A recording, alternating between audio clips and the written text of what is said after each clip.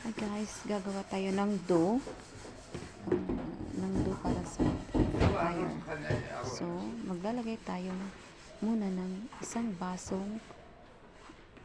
baso't kalahati ng harina. Isusunod natin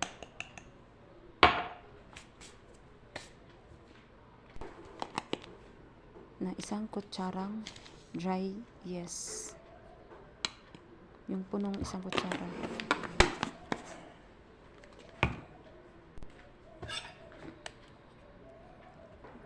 Naglagay ako ng 3 kutsarang punong-puno na halid nido. Tapos naglagay ako ulit ng kunting asin. Tapos kalahati ng bial na asukal.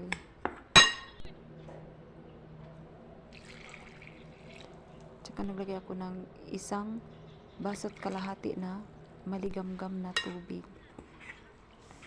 Saka siya haluin. Yan, imikos-mikos natin. Ayan, hanggang mag-combine na yung ingredients.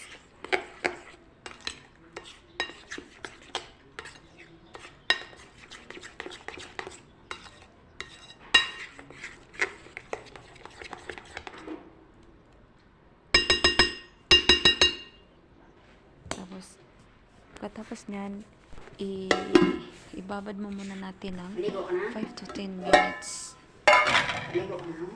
Ayan, 5 minutes ko lang siyang binabad dahil nagmamadali ako guys. Ayan, medyo tumubo na siya, natunaw na rin yung nilagay natin na yeast.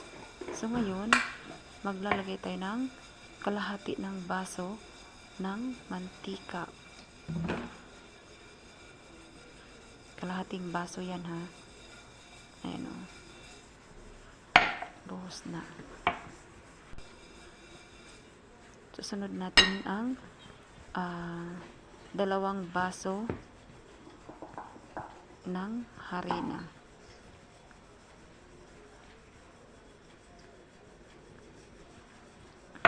Ayan. 2 baso. Tapos, dadagdagan mo lang siya kapag medyo mabasa pa hanggang maging okay na yung dough. Dagdagan mo lang ng paunti-unti pag nahalo mo na siya. Hanggang maging okay na para sa'yo yung dough. Saka natin imikos-mikos ng ating kamay pagkatapos na.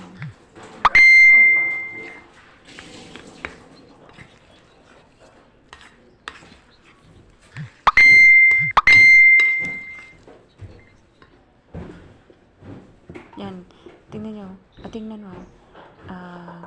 Medyo basa pa siya, so magdadagdag ako ng harina.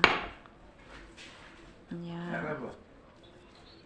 Dinagdagan ko siya ng kunting harina. Saka ko siya i-mix.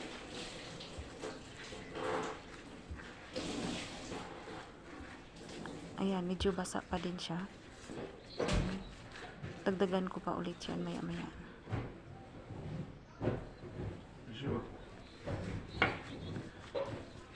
Yan, dinagdagan ko na siya. Ganun lang yung gagawin. Hanggang magiging okay yung dough. Kapag wala nang dumikit sa kamay mo, ayan, okay na yan. Yung tama lang, ayan, kulang pa din. So, magdadagdag tayo ng pakunti-kunti lang.